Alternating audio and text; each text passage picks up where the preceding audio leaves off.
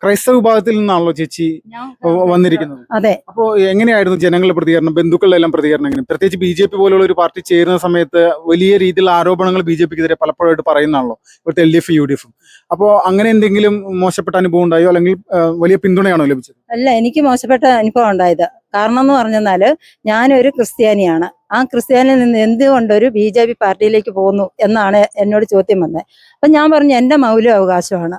ഏത് പൗരാവകാശക്കാർക്കും ഇത് അവനവൻ ഒരു തിയറിയുണ്ട്. ആ ഒരു ഇതാണ് ഞാൻ എടുത്താക്കുന്നത്. അല്ലാതെ ഞാനൊരു മത ഇതിന്റെ അല്ല ഞാൻ ചെയ്താക്കുന്നത്. ജനങ്ങളെ സംരക്ഷിക്കുക, അതാണ് എൻ്റെ ഒരു കർത്തവ്യം. നമ്മുടെ മോദിയുടെ നിന്ന് എനിക്ക് ഗ്യാസിന്റെ സൗജന്യമായിട്ട് കിട്ടി. കറണ്ട് എനിക്കില്ലായിരുന്നു. കറണ്ട് എനിക്ക് 10 പൈസ പോലും മുടക്കാതെ എനിക്ക് കിട്ടി. അപ്പൊ അങ്ങനെ ഒത്തിരി കാര്യങ്ങൾ എനിക്ക് കിട്ടി. പിന്നെ എന്ന് പറഞ്ഞാൽ നമുക്ക് ദാരിദ്ര്യം മാറി. നമ്മുടെ കൊറോണയുടെ സമയത്ത് ഭക്ഷണത്തിന് അരി നമുക്ക് പൈസ കൊടുക്കാതെ നമുക്ക് കിട്ടിയിട്ടുണ്ട്. അപ്പൊ അതിൻ്റെയൊക്കെ ഒരു ബഹുമാനമാണ് ഞാൻ BJPയിലേക്ക് കൂടുതൽ ഞാൻ ഇറങ്ങാൻ കാരണം.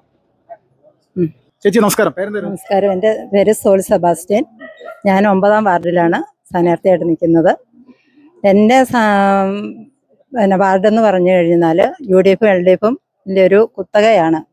അപ്പോൾ ഇപ്പോഴെന്ന് പറയുന്നത് LDF ഭരണമാണ് 10 വർഷത്തെ ആയിട്ട്. ആ 10 വർഷം കൊണ്ട് ഞങ്ങൾക്ക് ഇപ്പം നിലവിൽ നേടിയെടുക്കാനൊന്നും ഞങ്ങൾക്ക് നേടി തന്നിട്ടില്ല. നിലവിൽ അത് തരാം എന്നും പറഞ്ഞുകൊണ്ട് അവരിപ്പോഴും സീറ്റിന് വേണ്ടി പിടിച്ച് പറിക്കുകയാണ്. അപ്പം ഞാൻ ഇപ്പം കയറാൻ സ്ഥാനാർത്ഥിയായിട്ട് നിന്ന് ഞാൻ ജനങ്ങളോട് അഭ്യർത്ഥിക്കുന്ന ഇത്രേ ഉള്ളൂ. എൻ്റെ നാട് പുറപ്പുഴ പഞ്ചായത്തിലെ 9ാം വാർഡ് എനിക്ക് നല്ല രീതിയിൽ മുമ്പോട്ട് കൊണ്ടുപോയി. ഇത്രയും എന്ന് പറഞ്ഞാൽ വർഷങ്ങൾക്ക് മുമ്പ് വനമേഖലയായിരുന്നു. വനമേഖലയിൽ നിന്നും നമ്മുടെ PJ ജോസഫ് സാറിൻ്റെ ഇതിൽ നമുക്ക് പട്ടയം കിട്ടി. അങ്ങനെ വന്ന് കുറേ ഇതുണ്ട്.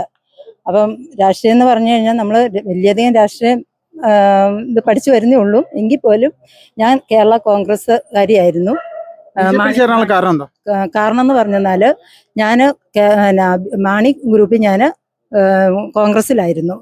എനിക്ക് കോൺഗ്രസ്സിൽ നിന്ന് എനിക്കൊരു നല്ലൊരു വാക്കോ ഒന്നും കിട്ടിയിട്ടുമില്ല.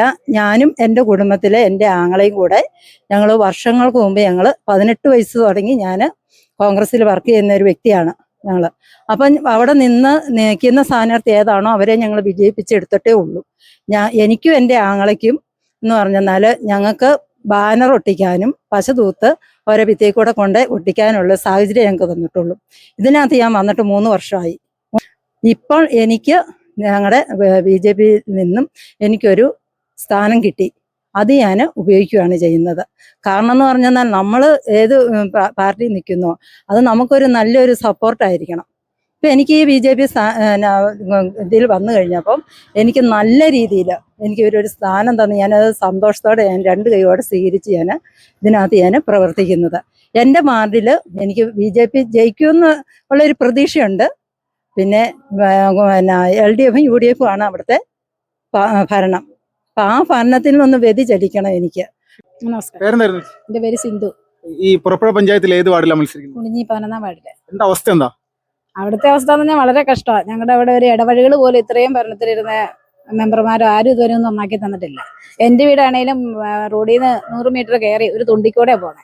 വർഷങ്ങളായിട്ട് ഞങ്ങൾ അതിന് അപേക്ഷയൊക്കെ വയ്ക്കുന്നുണ്ട്. പക്ഷെ എല്ലാ ഭരണാധികാരിയും ആ ഇലക്ഷന്റെ സമയത്തൊന്ന് വന്നു പോകും, പിന്നെ ഇങ്ങോട്ട് തിരിഞ്ഞു നോക്കണ പ്രസ്ഥാനമില്ല. അതാണിപ്പോ അവിടെ നടക്കുന്ന കാര്യങ്ങൾ. ജനങ്ങളുടെ ഇടയിൽ ഇറങ്ങി ചെല്ലുന്ന സമയത്ത് ഈ പ്രതികരണങ്ങൾ എങ്ങനെയാണ്? ആരും അങ്ങനെ നെഗറ്റീവായിട്ടുള്ള കാര്യങ്ങളൊന്നും പറയുന്നില്ല. BJP ഭരണത്തിൽ വരണമെന്ന് ആഗ്രഹിക്കുന്നവരാണ് ജനങ്ങൾ കൂടുതലും. കേന്ദ്ര സർക്കാരിന്റെ പദ്ധതികളൊക്കെ നടപ്പിലാക്കാനുള്ള എന്തെങ്കിലും തരത്തിലുള്ള ശ്രമങ്ങൾ ഈ കഴിഞ്ഞ വാർഡ് മെമ്പർമാർ ആരെങ്കിലും നടത്തിയിട്ടുണ്ടോ? ആരും ഒന്നും തന്നെ നടത്തിയിട്ടില്ല. ജനങ്ങൾക്ക് ലഭിക്കുന്നില്ല. ജനങ്ങൾക്കെന്ന് പറഞ്ഞാൽ ശരിക്കും പറഞ്ഞാൽ അവർ ആഗ്രഹിക്കുന്ന കാര്യങ്ങളോ അല്ലെങ്കിൽ അവർക്ക് അർഹതപ്പെട്ട കാര്യങ്ങളോ ഒന്നും ജനപ്രതിനിധികൾ ഇതുവരെ ചെയ്തു കൊടുത്തിട്ടില്ല. വനിതാ സംവരണമാണോ വാർഡ്? വനിതാ സംവരണമല്ല, ജനറൽ വാർഡ് തന്നെയാണ്. ഇപ്പോ ഈ സ്ത്രീ ജനങ്ങളുടെ എല്ലാം പിന്തുണ എങ്ങനെയാണ്? അവരോട് സംസാരിക്കുന്ന സമയത്ത് അവരെന്താ പ്രതികരിക്കുന്നത്? സ്ത്രീജനങ്ങളൊക്കെ നമുക്ക് നല്ല സപ്പോർട്ടാണ്. ഈ ക്രൈസ്തവ വിഭാഗങ്ങളുടെ ഇടയിലേക്ക് ചെല്ലുന്ന സമയത്ത് അവരും നമ്മൾ മോശമായിട്ടല്ല, നല്ല രീതിയിൽ തന്നെ ഒരു സപ്പോർട്ട് തന്നാ നമ്മളെ നയിക്കുന്നത്. മാറ്റങ്ങളൊക്കെ ഉണ്ട്. ചേച്ചി BJPയുടെ ഈ ഒരു പ്രവർത്തനത്തിലേക്ക് വരാണ്ടായ സാഹചര്യം? എനിക്ക് സത്യം പറഞ്ഞാൽ ബാക്കി എല്ലാ രാഷ്ട്രീയ പാർട്ടികളെ അപേക്ഷിച്ച് നമുക്കൊരു നല്ല പിന്തുണയും നമ്മുടെ ഒരു ആവശ്യ സമയങ്ങളിൽ നമുക്ക് ഉപകരിക്കുന്ന ഒരു പാർട്ടിയാണ് BJP. അതുകൊണ്ടാണ് നമുക്ക് അതിലേക്ക് വരാൻ തോന്നിയത്. മറ്റ് പ്രവർത്തകരും കാര്യകർത്താക്കളൊക്കെ പിന്തുണ എങ്ങനെയാണ് ഈ ഒരു സമയത്ത്? ഏതെങ്കിലും തരത്തിൽ താഴേക്ക് പോകുന്ന അവസ്ഥ ഉണ്ടായിട്ടുണ്ടോ പ്രവർത്തനത്തിൽ? അങ്ങനെയൊന്നുമില്ല. നന്നായി തന്നെ മുമ്പോട്ട് പോകുന്നുണ്ട്, സജീവമാണ്. സജീവമാണ്. ജയിക്കുമെന്നുള്ള ഉറച്ച വിശ്വാസം. ജയിക്കും എന്നുള്ള ഉറച്ച വിശ്വാസം എന്ന് വെച്ചാൽ നമ്മൾ ഘട്ടം ഘട്ടമായിട്ട് കയറി വരും. ഞാനിപ്പോ ആദ്യമായിട്ടാണ് രാഷ്ട്രീയ രംഗത്തേക്ക് ഇറങ്ങിയേക്കുന്നത്. അതുകൊണ്ട് എനിക്ക് കുറെ അതിനൊരു മാറ്റങ്ങൾ ഉണ്ടാകുന്നുണ്ട്. ചേച്ചി നമസ്കാരം. നമസ്കാരം. പേരെന്തായിരുന്നു? സിസിലി. BJP സ്ഥാനാർത്ഥിയാണോ? അതെ. ഏത് വാർഡിലാ? 10ാം വാർഡ്, മാനാച്ചാല്. ഈ വാർഡ് എന്താ ഈ ഒരു വാർഡിന്റെ അവസ്ഥ? എന്താ BJPയുടെ സാധ്യതകൾ എങ്ങനെയാ?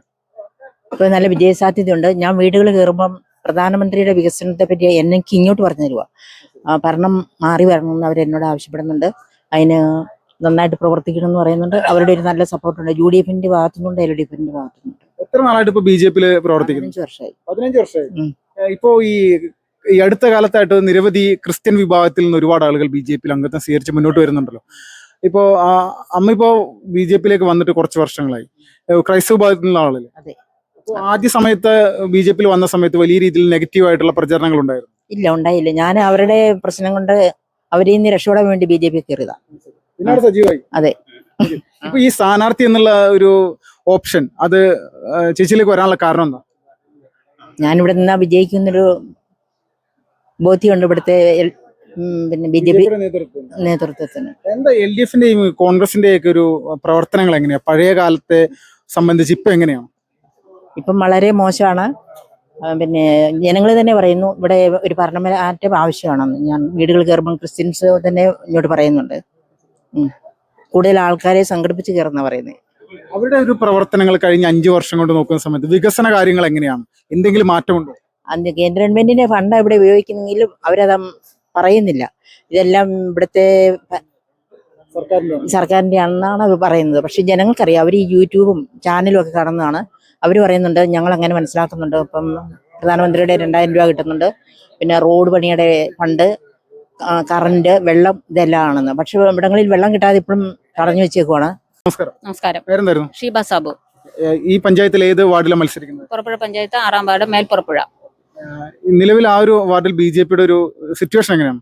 നല്ലൊരു സിറ്റുവേഷനാണ്. കാരണം കഴിഞ്ഞ പ്രാവശ്യം ജയിച്ചൊരു നല്ലൊരു സെക്കൻഡ് കിട്ടി ജയിക്കേണ്ടതായിരുന്നു ആ കുട്ടി. എന്തോ ഒരു 33 വോട്ടിനോളാണ് കുട്ടി പോയത്. അപ്പൊ അതുകൊണ്ട് നല്ലൊരു സ്കോപ്പാണ്. ഞാൻ കയറി ചെല്ലുന്ന വീടുകളിലെല്ലാം എനിക്ക് നല്ലൊരു സപ്പോർട്ടാണ്. അവിടെ ഹിന്ദുക്കളൊക്കെ കൂടുതൽ സപ്പോർട്ട് എനിക്ക് ഇവിടെ ക്രിസ്ത്യൻസിൻ താമസിക്കുന്ന വീടുകളിൽ കൂടെ എനിക്ക് കിട്ടുന്നുണ്ട്.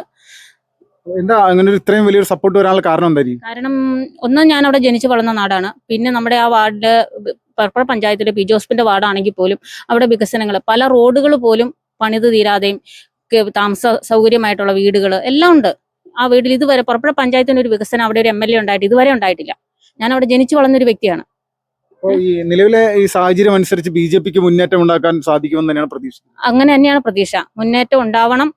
ഉണ്ടാവാതിരിക്കാൻ ഒരു സാധ്യതയും നിലവിൽ ഈ കേറിയത്തെ സമയം കൊണ്ട് ഉണ്ടായിട്ടില്ല. ഈ ഇലക്ഷൻ പ്രഖ്യാപിക്കുന്നതിന് മുന്നോടിയായിട്ട് പാർട്ടി നടത്തുന്ന ചില പ്രവർത്തനങ്ങളുണ്ടല്ലോ. വോട്ട് ചേർക്കൽ, അത് ഏറ്റവും പ്രധാനമാണല്ലോ. അതോടൊപ്പം തന്നെ വോട്ട് വെട്ടുന്ന ഒരു സാഹചര്യമൊക്കെ, അതിലൊക്കെ എങ്ങനെയായിരുന്നു മുന്നിട്ട് നിൽക്കാനായിട്ട് സാധിച്ചിരുന്നു?